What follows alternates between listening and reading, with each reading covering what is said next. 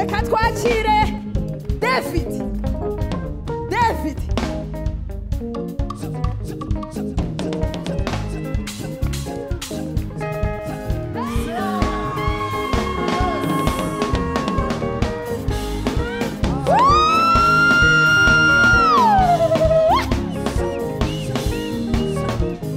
Papa, président, Emma.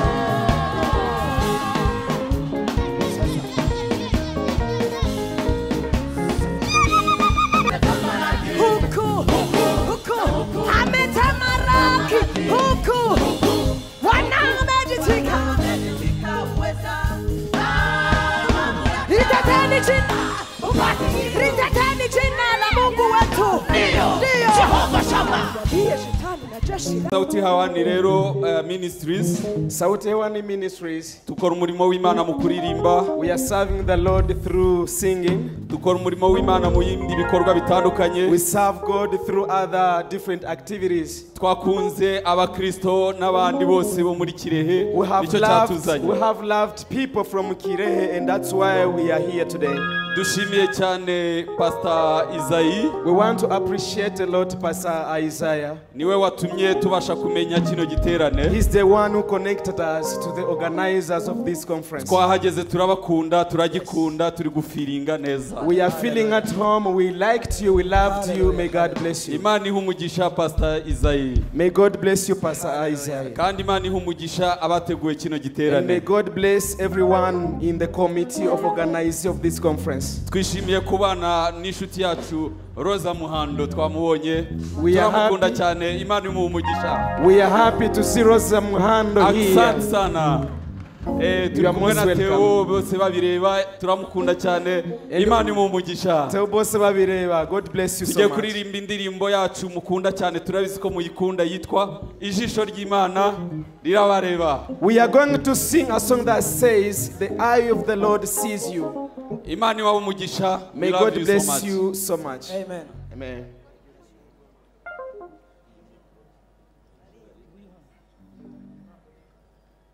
Yes.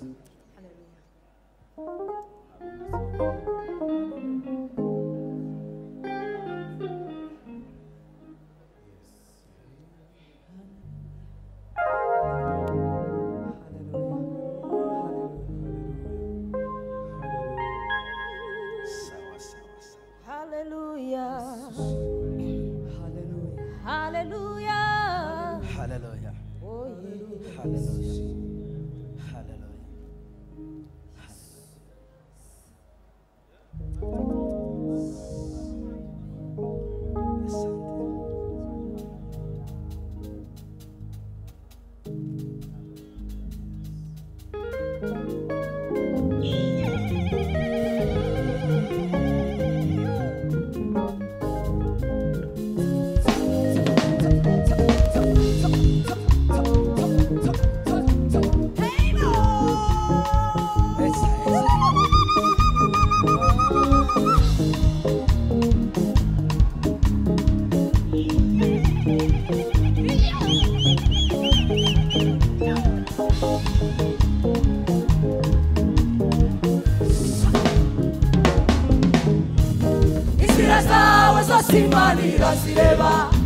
Amashi tubyinane nabo. Ndetse iyo uryamye usinziriye irakureba kuko Imana itagishwa ikintu na kimwe, kuko ijisho ryayo rireba kure umwana w'umuntu atabasha kureba, naho Imana irareba. Oh, inzira zawe zose Imana irazireba, ibyo unyuramo byose Imana irabireba. Ndetse iyo uryamye usinziriye irakureba kuko Imana itagishwa ikintu na kimwe, kuko ijisho ryayo rireba kure umwana w'umuntu atabasha kureba, naho Imana, kuko ijisho ryayo rireba kure umwana w'umuntu atabasha kureba, naho Imana. Ngaha ibikugoye, ibikuruhije ikoreze uwiteka imana yawe irabishoboye kuko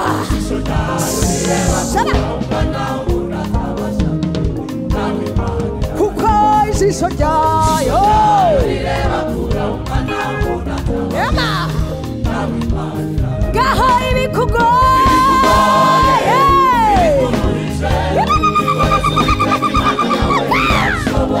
kuko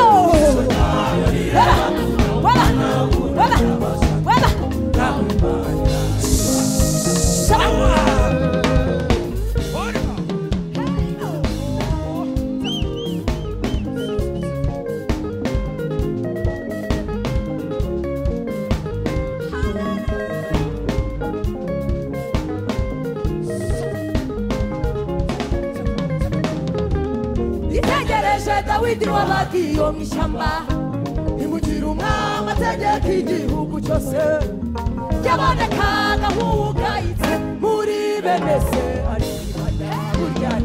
kuko ijisho ryayo rireba kure aho umwana w'umuntu atabasha kureba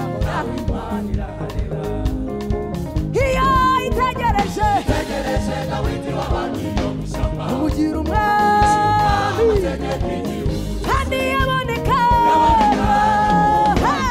muri bene se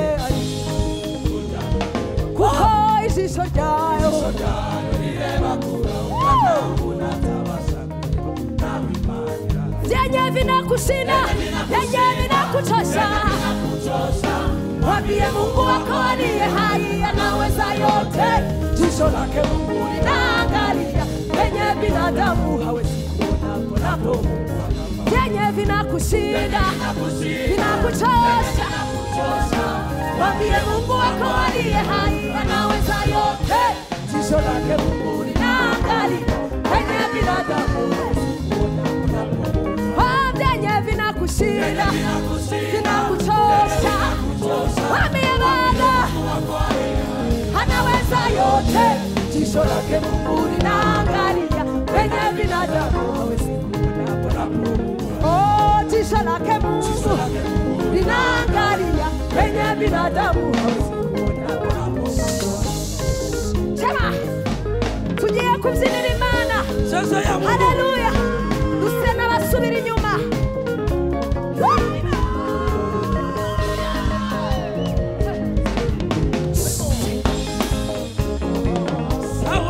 sawa haleluya haleluya haleluya tuzamurira Imana icyubahiro haleluya tugiye kubyinira Imana musubira inyuma gato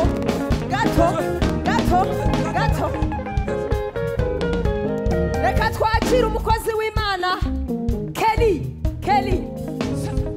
amashi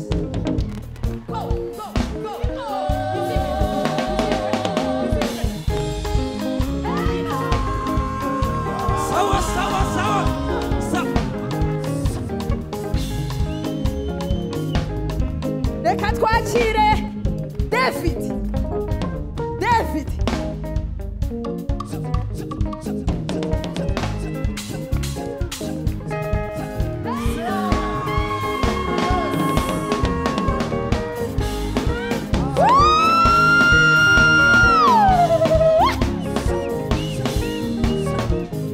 Papa président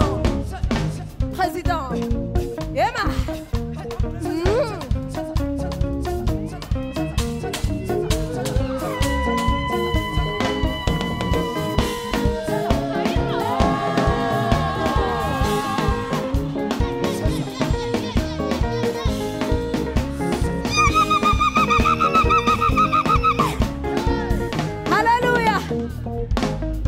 umugisha wo kubona Rose Muhando. Mama, tunakupenda sana, tena tunaweza kuimba nyimbo yako. Oh, mupeni Bwana utukufu na nguvu. Mwabudu Bwana kwa uzuri wake, tetemekeni mbele zake wewe.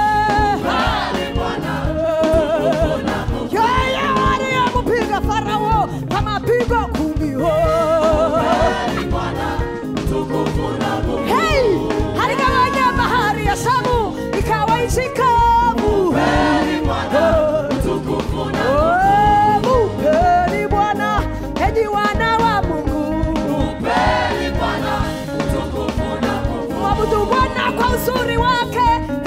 Shetani mbele zake. Yeye aliyempiga Farao anapiga kumiho.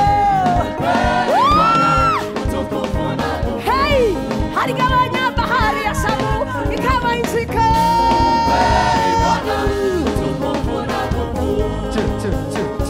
Ametamalaki huku ametamalaki huku wanamejitika.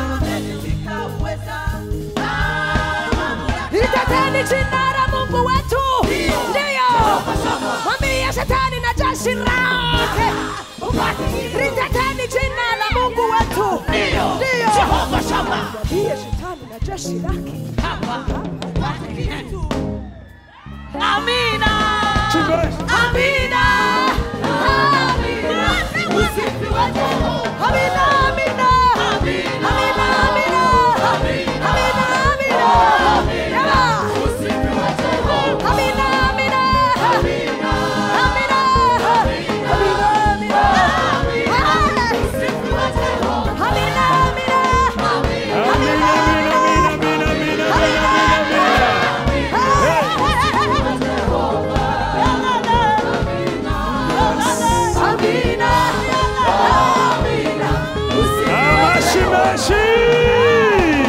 Amashi kuri Sauti Hewani.